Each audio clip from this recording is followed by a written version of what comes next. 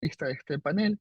Ella es la abogada Camila del Villar, socia del área de Derecho Ambiental y Desarrollo Sostenible de L.A. Piper Martínez, Colombia. Camila cuenta con una amplia experiencia en las áreas de derecho ambiental, recursos naturales y sostenibilidad corporativa, con especial énfasis en los sectores energético, químico, agroindustrial, manufacturero y de infraestructura. También asesora a agencias gubernamentales y asociaciones industriales, principalmente en los sectores energético y químico. Hoy nos hablará sobre el greenwashing, avances normativos y tendencias en Colombia. Bienvenida Camila, tiene la palabra. Muchas gracias, Galo. Pregunta, ¿ustedes están viendo la página completa de mi presentación? Sí, sí se ve. ¿Se ve completa o se ve la que se van pasando los slides y muestra las siguientes, que no sé cuál de las dos está viendo? Se ve pasando los slides.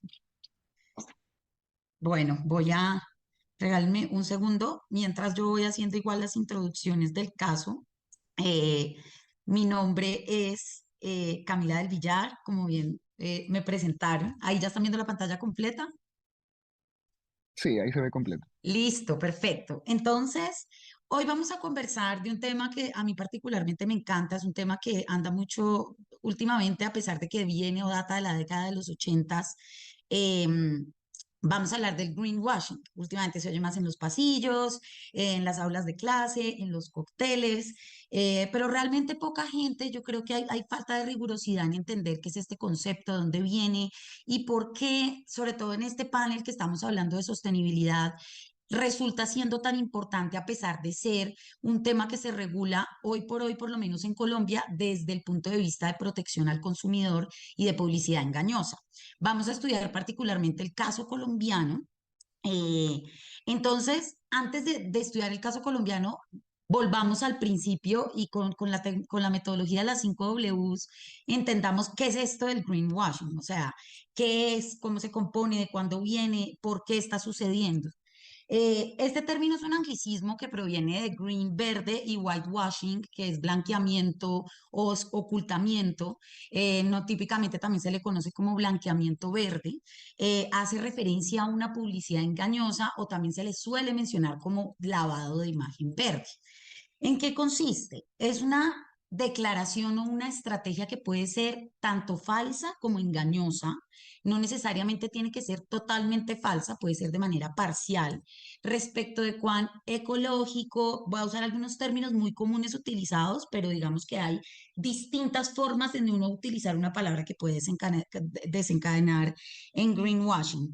¿Qué tan ecológico, qué tan verde, qué tan sostenible, qué tan amigable con el medio ambiente puede ser un producto o servicio que yo estoy ofreciendo o publicitando cuando en realidad no lo es, bien sea de manera total o parcial? En cuanto a la falsedad o engaño, los componentes del greenwashing tienen como dos vertientes muy importantes. Uno, cuando se utiliza esta publicidad, este siendo uno de los casos más graves para ocultar un verdadero daño ambiental o impacto ambiental negativo o incumplimiento a la normatividad ambiental, o cuando la declaración que yo hago, sin necesidad de estar ocultando un daño ambiental, simplemente está alejada de la realidad, es inexacta, es inapropiada, no es comprobada. Entonces hay como dos vertientes en esta categoría. En la intención del lavado verde, pues que se busca, y este es un componente muy importante para que se configure todo, tiene que tener de entrada o de tajo o de lado esa intención de atraer la atención de los consumidores, y estos consumidores tienden a ser los que son más sensibles o sofisticados o consumidores que tienen una tendencia hacia responsabilidad ambiental, para obtener mayores beneficios económicos o ventajas frente a otros competidores. Hay muchas categorías de greenwashing. Greenpeace, que es uno de los pioneros en traer este concepto, habla sobre distintas categorías como negocio sucio. Entonces, el negocio sucio es promocionar, poco parecido al ocultamiento, un producto como verde, pero el núcleo de la actividad es mayormente insostenible o contaminante. Hay otra categoría que es publicidad engañosa propiamente dicha, y es cuando exagera un logro ambiental para distraer la atención de otros impactos. Hay otro que es la contradicción política. Este es bastante interesante, a pesar de que, como vamos a ver en la regulación colombiana, eso no es considerado como greenwashing. La contradicción política establece que uno tiene compromisos o declaraciones o intenciones verdes, pero paralelamente hago lobby o gestiones para influir en contra de la expedición de regulación ambiental, normas que prohíban esta práctica. Y finalmente, y está siendo una muy importante, el cumplimiento de la ley. Yo no puedo disfrazar el cumplimiento de la normatividad ambiental que me aplica como una práctica sostenible. Claro, la normatividad ambiental en algunos casos está enfocada en disminuir los impactos y regular el consumo de ciertos recursos naturales, pero no puede confundirse el mero cumplimiento a lo que me toca cumplir con que yo soy una empresa sostenible o que, digamos, hago como ese extra mile por la sostenibilidad. ¿Dónde y cuándo surge? En los años 80 aproximadamente, cuando empieza este como awareness o preocupación de un aumento precipitado de prácticas engañosas, pero particularmente enfocadas en temas ambientales. Greenpeace y unas ONGs como Sierra Club fueron de los primeros en traer este concepto, digamos, en el dialecto de la comunidad internacional a nivel ambiental, y los gobiernos, digamos, siendo más pioneros, Estados Unidos, Unión Europea, han ido poco a poco, pues, adoptando el concepto. ¿Por qué entonces estamos aquí hablando de este tema? Hay varias cosas. Una es indagar sobre las causas y otra sobre las problemáticas. Las causas pueden ser múltiples, ¿sí? A mí me gusta hablar de una de ellas que es muy común y es la realidad de un aumento de la conciencia ambiental en consumidores y las generaciones actuales. eh, ha cambiado el comportamiento de los consumidores tienen ahora preferencias con criterios muchísimo más sofisticados en cuanto a su consumo, y también hay un aumento en la presión de las empresas para a nivel competitivo apostarle a estos discursos.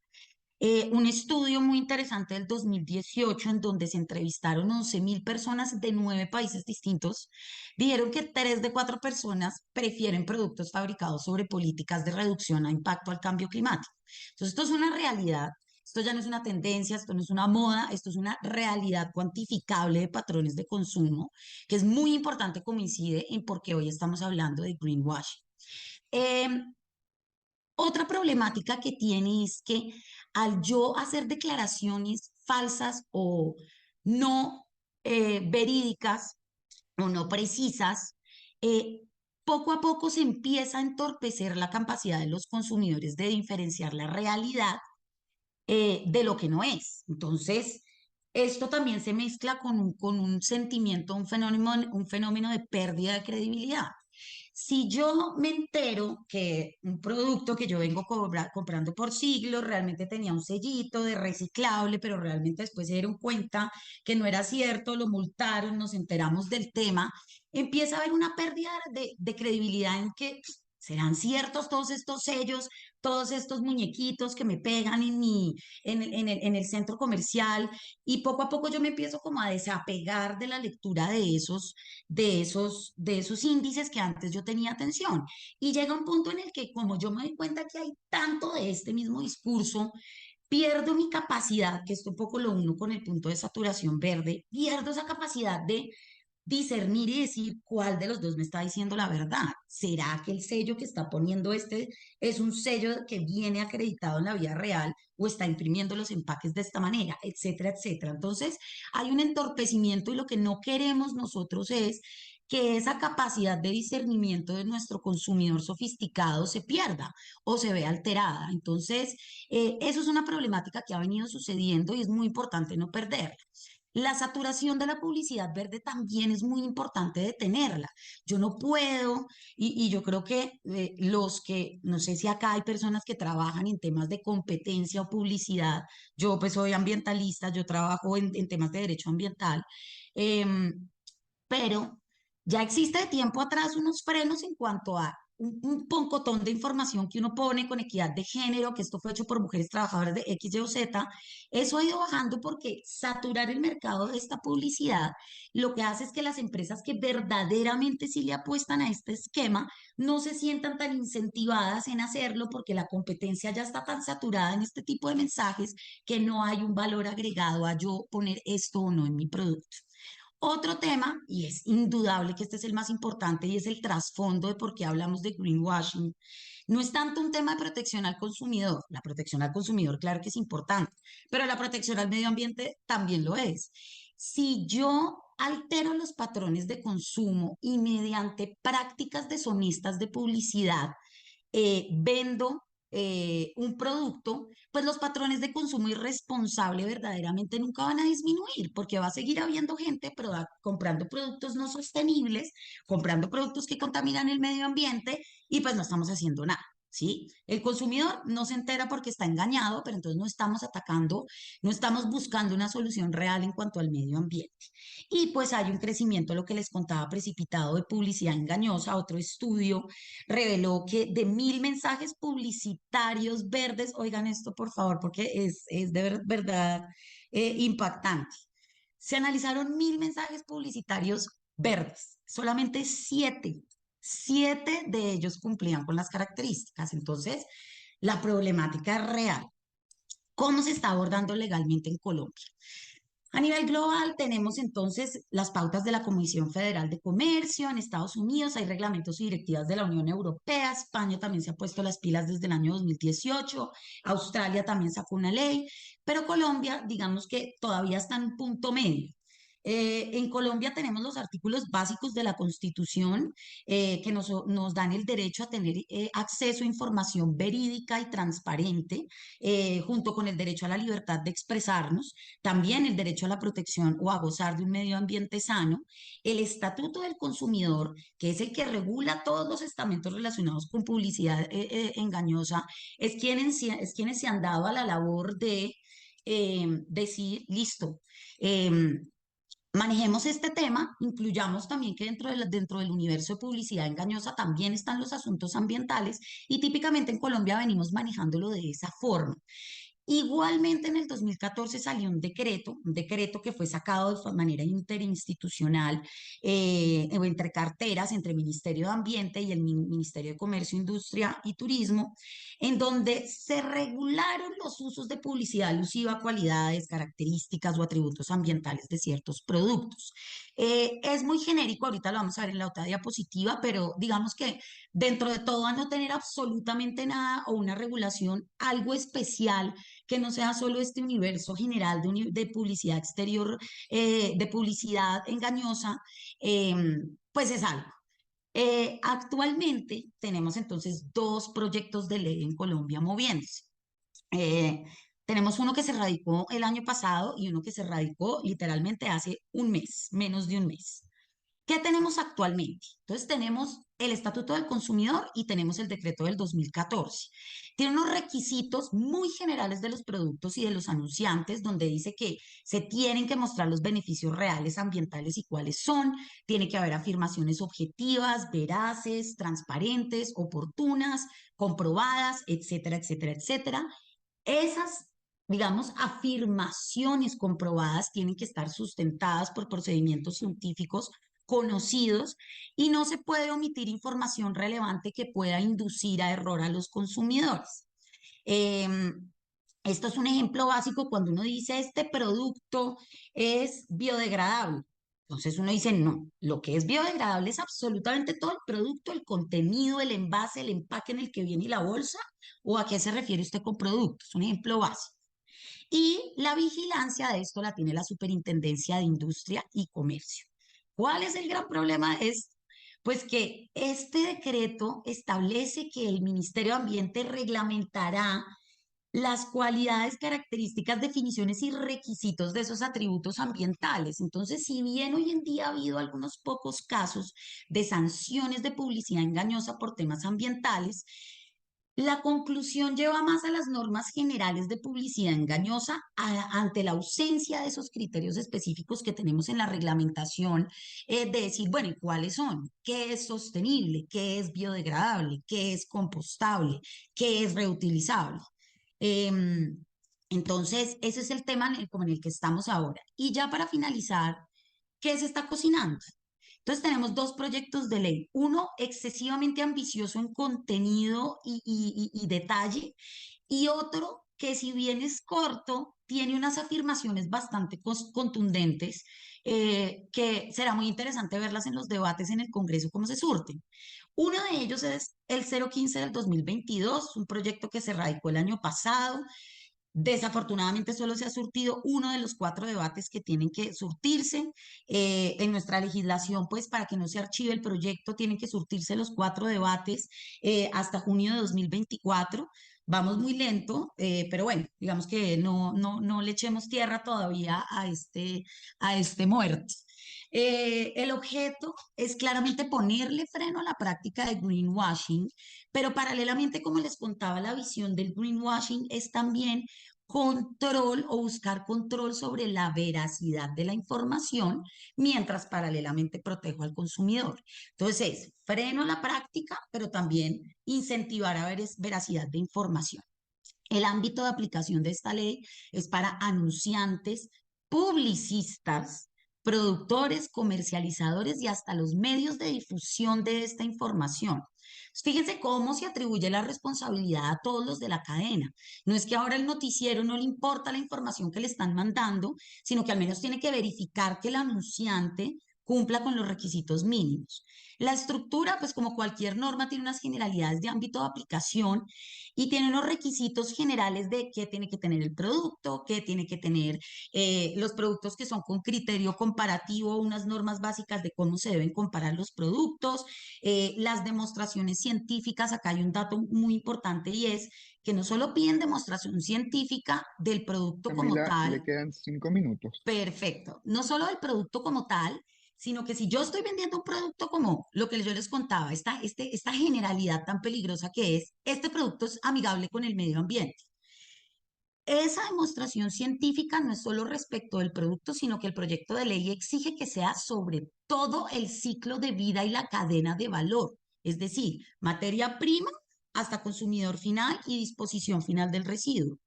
Entonces, eso es súper importante tenerlo en cuenta.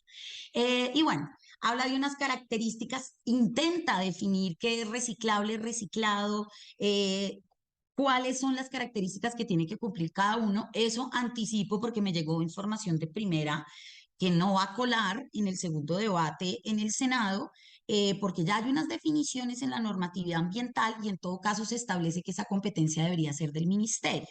Habla de unos programas de educación, tiene una vigencia, su vigencia va a empezar un año después de su expedición y tiene un régimen de transición para las personas que tienen productos con problemas o información imprecisa para arreglar la casa antes era 2 años, ahora un año.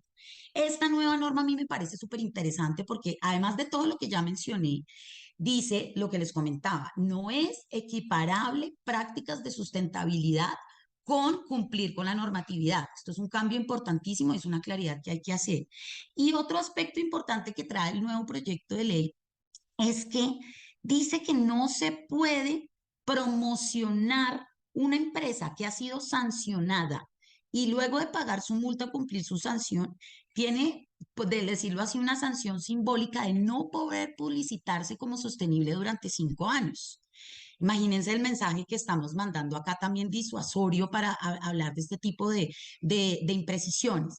Y finalmente hay otro aspecto de este proyecto de ley que me parece importantísimo y dice que los proyectos que estén en evaluación, por ejemplo, tramitando una licencia ambiental, no pueden hablar de la sostenibilidad del proyecto hasta tanto ese mismo haya sido evaluado por la autoridad competente.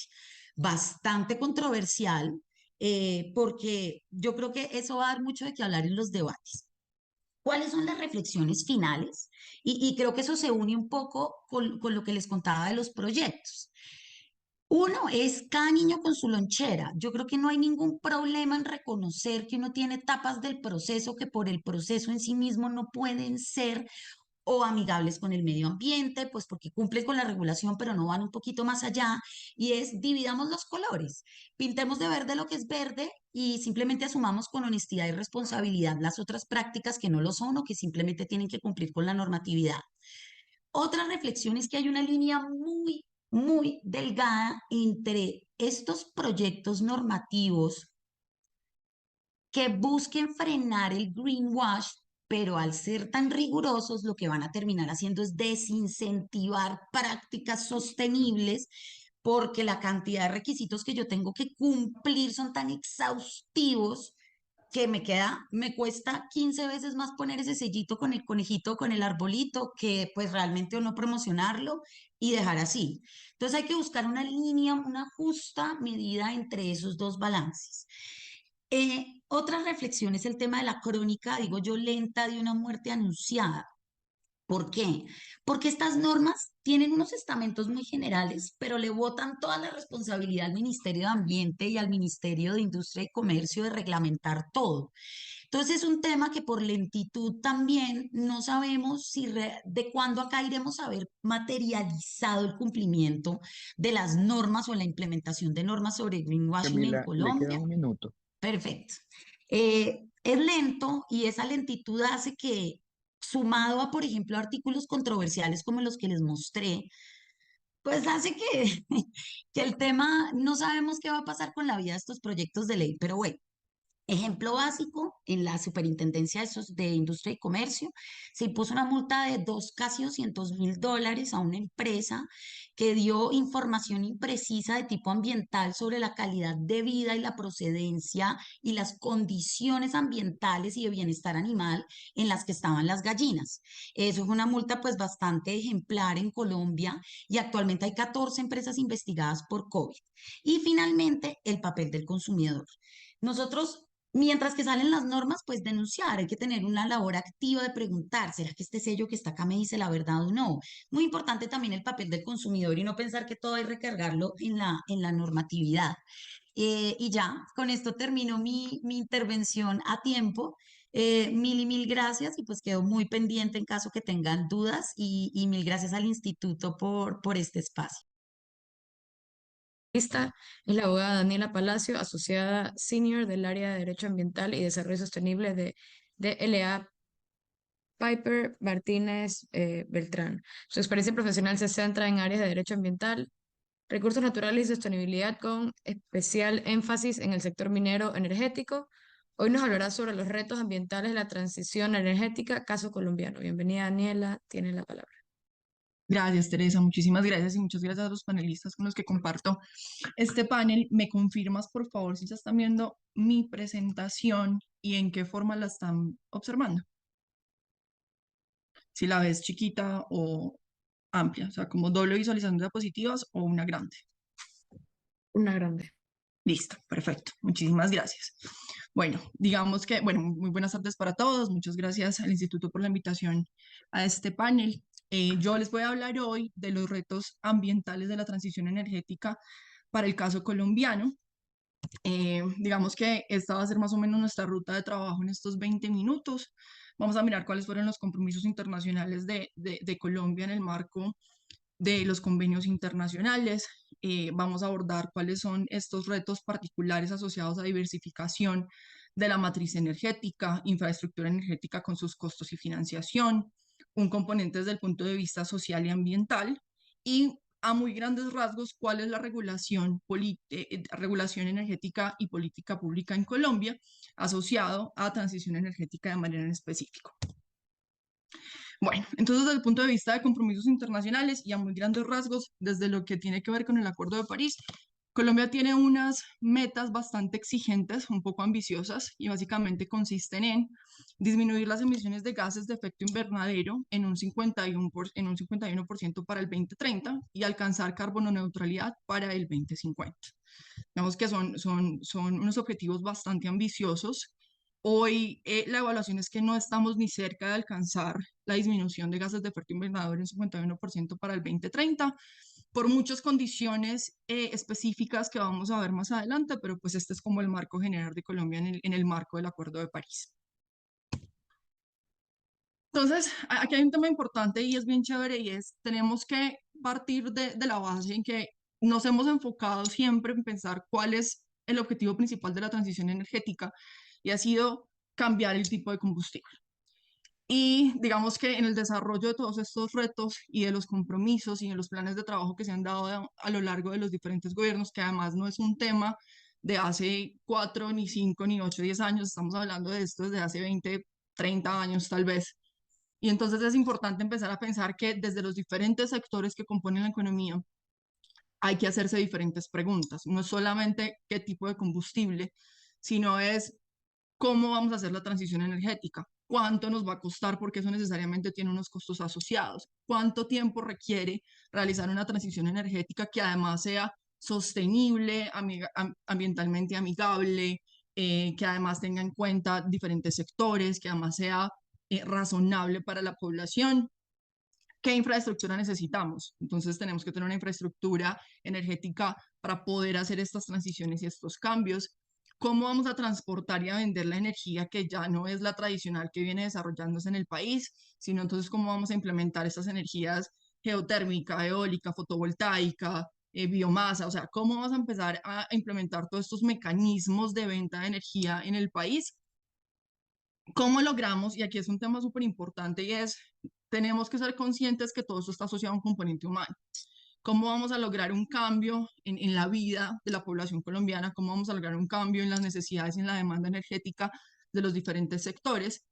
¿Y qué incentivos son necesarios para empezar a hacer como hacer un cambio de estos modos de vida y estos cambios en los comportamientos de la población colombiana? Colombia, digamos que esto, al igual que muchos países en Latinoamérica, por no decir todos, tenemos una alta dependencia a combustibles fósiles. Más o menos un 73% de la demanda la cubren los combustibles fósiles, específicamente asociados a petróleo, carbón, gas natural. Y entonces aquí empieza a surgir la disyuntiva, un poco de la que también hablaba Carlos ahorita en el caso ecuatoriano, y es cómo vamos a empezar a bueno, a desincentivar el uso de estas fuentes para empezar a incluir un poco más fuentes no convencionales de energías renovables. ¿Y cómo empezamos con ese uso? ¿Cómo empezamos con esa transición? Pero además en ese proceso, ¿cómo aseguramos la energía y el uso necesario que necesitan todos los colombianos digamos que la economía misma? Aquí hay un tema importante y es, digamos que en esta transición energética hay algo necesario y es la minería. Digamos que estamos hablando de minerales estratégicos en todo el contexto global, muy importante para el caso colombiano y específicamente en el desarrollo actual de este gobierno instalado desde el año pasado. Y es que se han identificado unos minerales estratégicos necesarios para la transición energética, litio, cobre, bueno, varios minerales. Sin embargo, en Colombia hoy no hay un listado oficial de cuáles son los minerales estratégicos y recientemente en el Plan Nacional de Desarrollo del actual gobierno se sacó un artículo que hoy está pendiente de reglamentación y que básicamente lo que dice es que se necesita el desarrollo de minerales estratégicos y la industria asociada a minerales estratégicos. Digamos que la explotación de estos minerales estratégicos se va a realizar no de la manera como se realiza convencionalmente. Lo mismo para la titulación minera. A estos minerales estratégicos no entrarían en el esquema de primero en el tiempo, primero en el derecho tradicionalmente de la titulación minera colombiana, sino que se adelantarían unos procesos de selección objetiva sobre unas áreas que previamente el gobierno colombiano identifica para minerales estratégicos, denominadas áreas estratégicas mineras. Sin embargo, esto está todavía sujeto a reglamentación y el tema principal de esta nueva reglamentación es que está pensado inicialmente para que estas zonas sean entregadas a mineros artesanales, pequeña minería o mediana minería, lo cual deja por fuera del marco legal colombiano que estos minerales estratégicos fueran posiblemente extraídos por empresas grandes que al final tienen todo el desarrollo tecnológico para el beneficio y demás de este tipo de minerales. Entonces ahí es importante empezar a hacer la discusión alrededor de cómo vamos a promover una transición energética de la mano en la que también promovemos la explotación de minerales estratégicos con las condiciones que actualmente se están presentando en Colombia. Y hay un tema importante y es dentro de la discusión y la respuesta a estas preguntas que están viendo en pantalla, es cómo entonces empezamos a involucrar la generación de energía a través de fuentes no convencionales de energías renovables de una manera confiable, segura y sostenible, para lo cual, como vamos a ver más adelante, tiene que haber un desarrollo coordinado de todo el gobierno colombiano y las diferentes entidades del Estado que necesariamente participan en este tipo de procesos. Entonces, cómo se empiezan a hablar las autoridades ambientales con las autoridades mineroenergéticas, cómo se empiezan a hablar, digamos que todos los procesos de consulta previa y de comunidades, cómo empezamos a articular todo esto para que empiece a ser parte del esquema de generación de energía, las fuentes no convencionales de energías renovables. Desde el punto de vista de la estructura energética y la pues digamos que es directamente asociados a financiaciones y costos, pues tenemos unos retos grandes en lograr almacenar esta energía. Esto directamente asociado a lo que acabamos de ver respecto de minerales que son necesarios para las baterías y demás. ¿Cómo vamos a realizar el transporte y la transmisión de esta energía? ¿Cómo desarrollamos una infraestructura energética que realmente pueda, con la capacidad que se necesita en el país?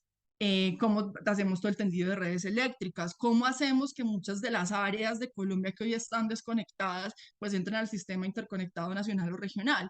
Son un montón de discusiones y de retos que hoy se están dando en el contexto colombiano. Caso específico, tema de la Guajira y la Alta Guajira. Digamos que la Guajira es una región en Colombia que tiene un potencial muy alto para generación de energía eólica y fotovoltaica. Sin embargo, es una región que está desconectada del sistema interconectado y en esa medida empiezan las discusiones. Entonces, ¿cómo una región que tiene hoy todo el potencial para generar energía a través de este tipo de fuentes no convencionales, la empezamos a conectar para llevar esa energía además pues, a las demás partes y regiones del país? Entonces aquí hay un tema importante desde el punto de vista de cómo vamos a financiar todos los desarrollos que son necesarios desde el punto de vista de conocimiento, de tecnología, de infraestructura, y cómo empezamos no solo a generar estos fondos desde el gobierno y desde el Estado colombiano, sino también a traer inversión extranjera, pero que además sea una inversión extranjera que va a llegar porque se siente segura de llegar al país desde el punto de vista regulatorio. Desde el punto de vista del componente socioambiental, hay un tema súper importante y también lo mencionaba Carlos ahorita en su ponencia para efectos de Ecuador, y es necesariamente estos proyectos y estos cambios tienen que empezarse a llevar no solo a los escenarios de consulta previa con comunidades étnicas y demás, sino a todos los escenarios de la comunidad civil. Estos proyectos tienen que empezar a generar una apropiación por parte de las personas que van a vivir en carne y hueso el proyecto, quienes van a sufrir los efectos positivos, negativos, no tan chéveres, directos del desarrollo de un proyecto de energía. Y entonces tenemos que empezar a llevar estas conversaciones al territorio, empezar a generar unos espacios de socialización de estos proyectos con las personas que allí viven para que se genere una apropiación de la comunidad del proyecto y se genere una especie de licencia social que a la final lo que va a hacer es que va a permitir que se desarrolle el proyecto en el tiempo de una manera segura y culturalmente apropiada, pues como por la comunidad. Entonces aquí hay un componente importante desde el punto de vista social, es cómo hacemos para empezar a llevar estos proyectos al territorio, cómo desarrollamos propiamente digamos que los esquemas de consulta previa cuando así sean requeridos de conformidad con la legislación colombiana. Y entonces, ¿cómo empezamos a articular todo este proceso dentro de ya el desarrollo propio del proyecto desde el punto de vista estatal, de los permisos, de las licencias que son requeridas y demás? Hay un tema importante, y lo veíamos ahorita con el tema de infraestructura y demás, y es desde el punto de vista del desarrollo y la transición energética, desde un punto de vista sostenible, es necesario que esto se haga de una manera que realmente sea accesible para las personas. No, hay una discusión en cómo empezamos a generar desincentivos por un lado para generar incentivos por el otro, y lo cierto es que esa energía tiene que ser competitiva desde el punto de vista económico para que las personas además empiecen a hacer un uso adecuado de ellas y vayan dejando de lado las que vienen de las fuentes tradicionales. Y hay un tema importante y es una discusión, digamos, que se tiene en todos los escenarios del contexto nacional, y es, empezamos a hablar entonces de un tema fundamental y es la reconversión laboral y la transición económica de regiones que precisamente han estado basadas toda su economía en el desarrollo de proyectos de hidrocarburos, en el desarrollo de proyectos de carbono. Entonces, ¿cómo vamos como Estado colombiano a generar para estas comunidades una transición tranquila desde el punto de vista económico, para cambiar de una actividad económica a otra. Digamos que no es un secreto que hay regiones que, digamos que dependen completamente de un proceso específico de generación de hidrocarburos o de minería de carbón y demás. Y aquí el reto es empezar a hacer una transición desde el punto de vista de la educación, generar nuevas capacidades, generar otros escenarios económicos. ¿Cómo hacemos para que todas estas comunidades que dependen tradicionalmente de un componente económico hagan una transición hacia otras actividades económicas en el contexto de la transición energética propiamente dicha? Y necesariamente tenemos que empezar a hablar de fenómenos naturales y de cambio climático. Si bien, digamos que lo que generó mundialmente la discusión de la transición energética es precisamente el cambio climático que afecta globalmente a todo el planeta, estos mismos efectos del cambio climático hoy ponen un montón de obstáculos, retos y trabas a la transición energética, porque necesariamente la línea de base de los proyectos empiezan a cambiar, los efectos y los fenómenos naturales que tradicionalmente o que se vieron en una época hoy no son los mismos, hay más vientos de ciertas zonas, fenómeno del niño, bueno, son un montón de aristas que tienen que empezarse a tener en cuenta también en el análisis y desarrollo de los proyectos no convencionales de energía eléctrica para la transición energética. Ahora, puntualmente, en lo que tiene que ver con el contexto colombiano, digamos que Colombia viene hablando de transición energética desde hace muchos años, desde el desarrollo del Club de Roma, después por el Acuerdo de Estocolmo, posteriormente, digamos que la Convención de Río. Son un montón de situaciones internacionales que pues creería además que pasa lo mismo con todos los países en el globo terráqueo, y es básicamente lo que va impulsando el desarrollo de normas al interior de los países en virtud de su soberanía. Es básicamente estas discusiones que se dan en contextos internacionales y la preocupación por diferentes aspectos asociados a biodiversidad, equidad generacional, desarrollo sostenible, evaluación de impacto ambiental y demás. Entonces, en Colombia venimos hablando de cambio climático y transición energética desde hace muchos años. Con la Constitución del 91 se dio un desarrollo importante de diferentes disposiciones que generaron un ámbito de aplicación más grande para el principio de desarrollo sostenible, lo que en últimas empezó a generar un desarrollo, digamos que importante, de diferentes normas en el contexto colombiano para sentar las bases regulatorias de lo que hoy empezamos a ver como apoyo a las energías renovables no convencionales. Desde el 2001, digamos que se empezó a hablar de la necesidad del fomento a las energías que no son, digamos que las tradicionalmente desarrolladas, cómo empezamos a involucrar todos estos dispositivos en la legislación nacional, después en el año 2014, y aquí digamos que en el interregno de estas normas que les voy a citar no de manera taxativa ni tratando de hacer un ejercicio exhaustivo de la legislación colombiana, se han desarrollado otras tantas asociadas específicamente al cambio climático, pero digamos que en virtud del ejercicio que estamos adelantando, entonces vamos a hablar posteriormente de la ley 1715 del 2014, que básicamente trata de sentar como las bases preliminares para empezar a integrar energías fotovoltaicas, eólicas y demás en la matriz energética colombiana.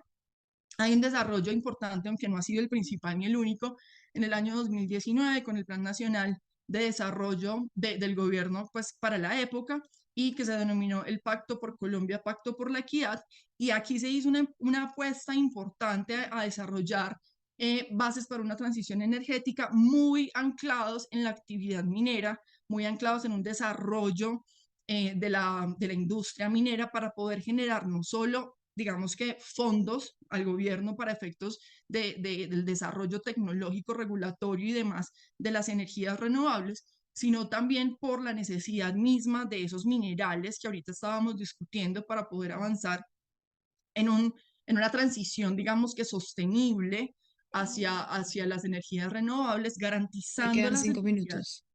Gracias, Teresa. Garantizando la seguridad energética en el país, pero además, digamos que impulsando el desarrollo de estas nuevas energías. Posteriormente, pues, se da la Ley de Transición Energética, que es la 2099 del 2021. Aquí se viene digamos que básicamente en desarrollo del Plan Nacional de Desarrollo del año 2019 se empiezan a poner elementos mucho más específicos para el desarrollo de este tipo de industrias, incentivos, instrumentos ambientales sociales, para poder empezar a hablar mucho más de cómo vamos a hacer la transición energética en Colombia. se da una reforma tributaria en el año 2022. Esta reforma tributaria, y hablando específicamente de incentivos económicos, entonces trae temas como la reducción en el impuesto de renta por la inversión directa en proyectos de energías renovables, trae unos temas de incentivos arancelarios para la importación de ciertos equipos que digamos que necesariamente van a ser utilizados en la cadena de los procesos de generación de energía eléctrica de fuentes convencionales no convencionales. Una exclusión de IVA para contratación de bienes y servicios asociados a los procesos de energías renovables, entre otros incentivos, digamos, que se prevén en la legislación. Estos no fueron los primeros, hubo desarrollo de incentivos en legislaciones anteriores. Sin embargo, por ser las más recientes, digamos que las traemos aquí a la presentación. Y en el más reciente, que es en el gobierno actual, elegido democráticamente el año pasado, pues está el Plan Nacional de Desarrollo del 2022 al 2026, denominado Colombia Potencia Mundial de la Vida. Aquí hay unos desarrollos importantes, por lo menos desde el punto de vista esquemático en la ley, asociados a transición energética y lo que ha denominado el gobierno transición energética justa, y se establecen en esta norma diferentes instrumentos. Uno es el Fondo para la Transición Energética Justa, otro es el Registro Nacional de Reducción de Emisiones y Remoción de Gases de Efecto Invernadero. En esta ley es donde se establece, digamos, que el marco legal de los minerales estratégicos y cómo se va a hacer el otorgamiento de estos títulos mineros. El gobierno actual además está trabajando en la ruta para la transición energética justa. Es un proyecto que hoy, digamos, que está todavía en análisis y fue publicado en el mes de agosto para comentarios de la comunidad, pues, y de la comunidad civil, y está publicado más o menos hasta mediados de septiembre. Y lo que pretende este ejercicio es sentar las bases para la transición energética justa desde el gobierno actual. Para esto se desarrolló, digamos, que un juicio, como un ejercicio juicioso de socialización con diferentes sectores. Se tomaron todos los sectores económicos, entonces digamos que se reunió el sector minero, hidrocarburos, energías renovables, manufactura y demás, para consultar y empezar a averiguar cuál es el escenario y la línea de base de los diferentes sectores hoy frente a la transición energética, cuáles son los proyectos que se están desarrollando, cuáles son los primeros obstáculos que ha encontrado cada una de las industrias en el desarrollo de políticas y mecanismos para la transición energética.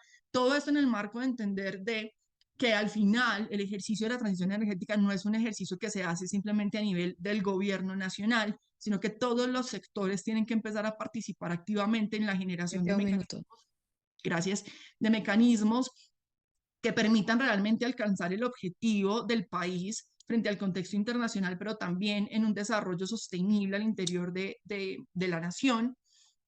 Y por último, mencionar el caso del hidrógeno.